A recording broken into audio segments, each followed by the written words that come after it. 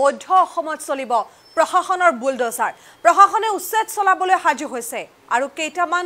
দিনৰ পাছতে প্ৰশাসনে চলাব উচ্ছেদ ইতিমধ্যে সাজু হৈছে নগাঁও জিলা প্ৰশাসন প্ৰায় ৬০০০ বিঘা ভূমিত চৰকাৰে উচ্ছেদ চলাবলৈ সাজু হৈছে আনকি আজি দিনটোত নগাঁও জিলাৰ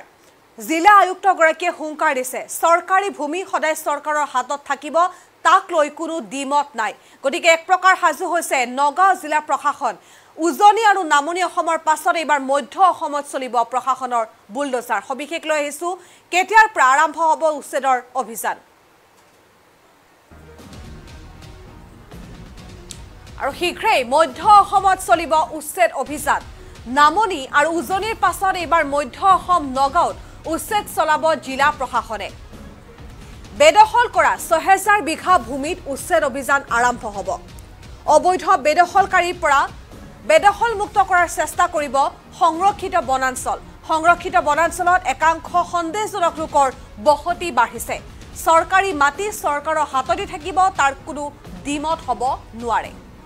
অবৈধ বেদখলকাৰীক শেষবাৰৰ বাবে সকীয়নি দিছে জিলা আয়ুক্তই বেদখলকাৰীক পৰ্যাপ্ত সময় দিয়া হৈছিল কিন্তু এতিয়া আৰু নহ'ব বুলি মন্তব্য কৰিছে জিলা আয়ুক্ত দেৱাশিষ শৰ্মাই শীঘ্ৰেই নগাঁৱত উচ্ছেদ অভিযান চলোৱাৰ কথা ঘোষণা কৰিছে ৰাজহুৱাকৈ জিলা আয়ুক্ত দেৱাশিষ শৰ্মাই আৰু এই মুহূৰ্তত জনাইছো উজনি আৰু নামনিৰ পাছত এইবাৰ মধ্য অসমত চলিব বৃহৎ উচ্ছেদ অভিযান এইবাৰ মধ্য অসম নগাঁৱত চলিব প্ৰশাসনৰ বুলডোজাৰ এটা বিশেষ শ্ৰেণীৰ লোকে এটা সন্দেহজনক এটা বিশেষ শ্ৰেণীৰ লোকে নগাঁৱৰ সংৰক্ষিত বনাঞ্চলৰ প্ৰায় ৬০০০ বিঘা ভূমি বেদখল কৰিছে আৰু সেই বেদখল কৰা ভূমি উচ্ছেদ কৰিবলৈ সেই বেদখল মুক্ত কৰিবলৈ নগাঁও জিলা প্ৰশাসনে অতি শীঘ্ৰেই আৰম্ভ কৰিব বুলডোজাৰৰ একশ্যন আৰু এই কথা আজি জিলা আয়ুক্তগৰাকীয়ে ৰাজহুৱাকৈ সংবাদ মাধ্যমক জানিবলৈ দিছে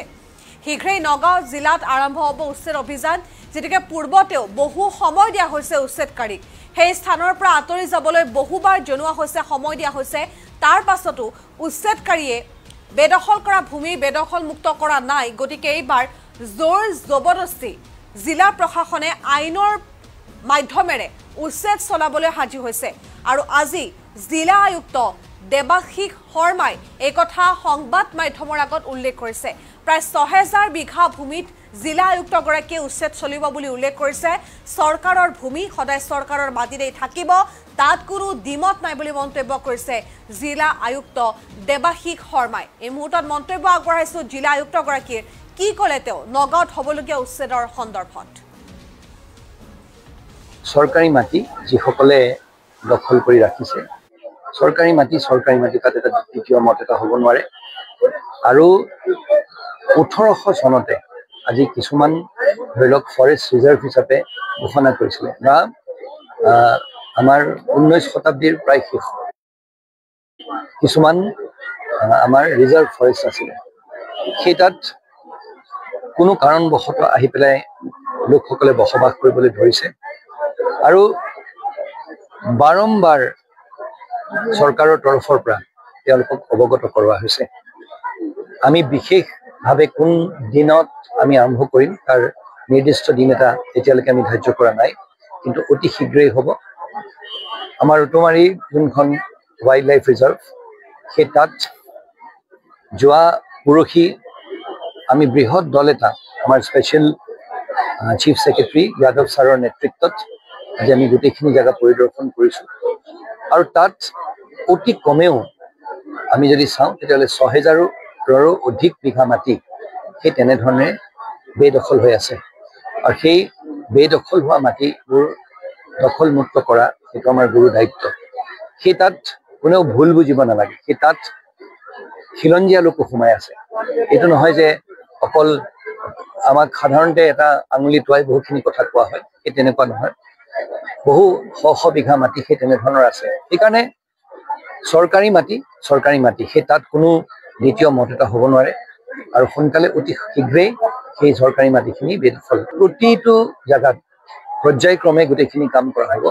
কিন্তু যদি বেদখল মাটি কৰিছে সেইকাৰণে আমি সংবাদ মাধ্যমৰ জৰিয়তে আমি সকলোকে আহ্বান জনাব বিচাৰিছোঁ আমি কাৰো মাটিত গৈ ঘৰ দুৱাৰ JCB লৈ গৈ ভাঙি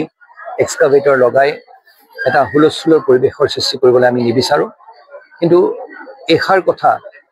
বাৰম্বাৰ অৱগত কৰাৰ স্বত্তেও যদি সকলে শুনা নাই, তেওঁলোকে প্ৰথমতে যিসকলে বেদখলকাৰী আছে আমাক 2 মাহ সময় বিচাৰিছিলে, সেই 2 মাহ সময় দিয়া হৈছে। তেওঁলোকৰ ফচল যিহেতুকে কাটিবলৈ সময় হৈছিলে,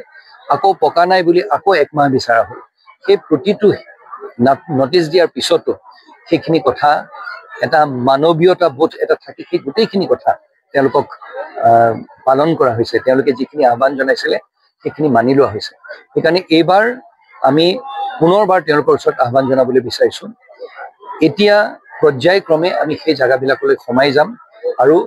সচৰাচৰ ইভিকশ্যন বুলি ক'লে বা আমি যেতিয়া বেদখলকাৰীসকলক আমি সেই জাগাবিলাক মুক্ত কৰোঁ,